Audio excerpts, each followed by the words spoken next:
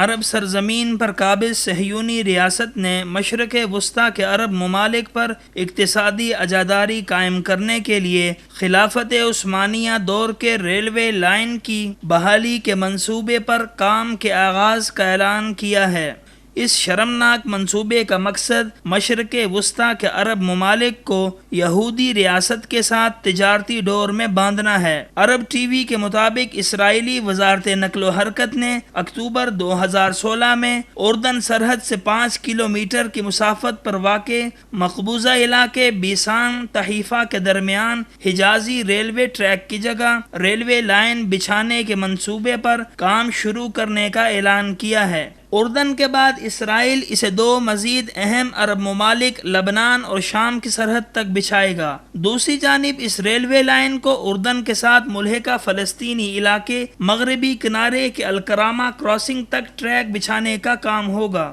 بیسان کو اسرائیل ایک بین الاقوامی معیار کا ریلوے اسٹیشن جبکہ اس ریلوے ٹریک کے ذریعے ملائے ہوئے حیفا میں مشرق وسطیٰ کی سب سے بڑی بندرگاہ بنانے کے لیے پر امید ہے۔ حیفا انسٹیٹیوٹ کے انجینئر یوسف جبارین نے بتایا ہے کہ اس منصوبے کا مقصد اسرائیل کا مشرق وسطیٰ کے عرب ممالک پر اقتصادی عزاداری قائم کرنا ہے۔ یہ پرانا یہودی منصوبہ ہے اور یہ اردن، لبنان اور شام تک محدود نہیں ہے بلکہ اسرائیل اسے سعودی عرب، وہاں سے عراق، ایران اور پاکستانی بلوچستان تک دراز کرنے کے لیے پرعزم ہے، جس کے لیے عرب ممالک کو راضی کرنے کے لیے اسرائیل خفیہ سفارتکاری کر رہا ہے، جبکہ عرب ممالک کو جذباتی طور پر بلیک میل کرنے کے لیے اسرائیل اسے حجاز ریلوے کے احیاء کا نام دے رہا ہے تاکہ یہودی ریاست کو دمشق اور مدینہ منورہ کو ایک دوسرے سے ریلوے ٹریک کے ذریعے ملانے میں کامیابی حاصل ہو۔ عرب ذرائع ابلاغ نے تحقیقاتی ماہرین کی ایسی رپورٹیں شائع کی ہیں کہ جن میں کہا گیا ہے کہ اس منصوبے کا اس سے بھی زیادہ گھناؤنا مقصد پاکستان اور چین کے درمیان اقتصادی راہداری کے اثرات کو کم کرنا ہے۔ اسرائیل سی پیک منصوبے میں پاکستان کے ساتھ تعاون کی خواہش رکھنے والے عرب ملکوں کو یقین دہانی کرا رہا ہے کہ مشرق وسطیٰ کی اقتصادی ترقی کا راز حجاز ریلوے میں پنہاں ہے،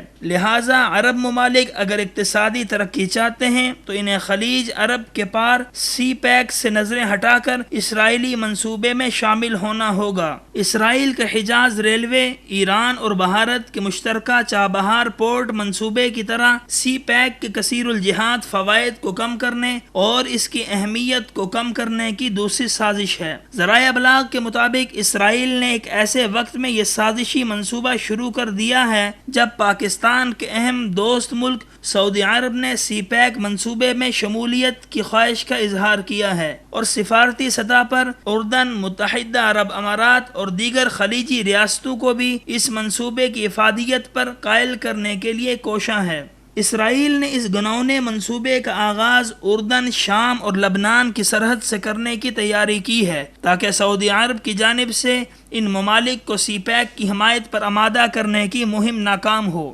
عرب خبر رساں ٹی وی چینل نے مزید انکشاف کرتے ہوئے کہا ہے کہ اسرائیل نے خفیہ سفارتکاری کے ذریعے سعودی عرب، اردن، مصر، شام اور لبنان کی حکومتوں کو حجاز ریلوے کی بحالی کے لیے یہودی منصوبے میں شرکت پر آمادہ کرنے کی کوششیں تیز کر دی ہیں۔ اسرائیلی اتھارٹی برائے پورٹ اینڈ ایئرپورٹ نے کہا ہے کہ 2011 کو شامی لڑائی شروع ہونے کے بعد سے بین الاقوامی تجارتی کمپنیوں نے اپنی سرگرمیوں کا مرکز مقبوضہ حیفا کی بندرگاہ کو بنا لیا ہے۔ واضح رہے کہ حجازی ریلوے ٹریک کا منصوبہ سن 1900 میں عثمانی خلیفہ سلطان عبدالحمید ثانی کے دور میں شروع ہوا تھا اور 1908 میں مکمل ہونے والی لائن نے مدینہ منورہ اور دمشق کو آپس میں ملا دیا تھا۔ پھر 1916 میں پہلی جنگ عظیم کے ساتھ ہی برطانوی جاسوس لارنس آف عربیہ نے حجاز کے عرب قبائل کو عرب نیشنلزم کے نام پر اکسایا، جنہوں نے پہلے مرحلے میں اس پٹری کو تباہ کر دیا جس سے عثمانی فوجوں کو شدید نقصان ہوا اور یوں حجاز مقدس یہودی ریاست کے بانی برطانیہ کے قبضے میں چلا گیا۔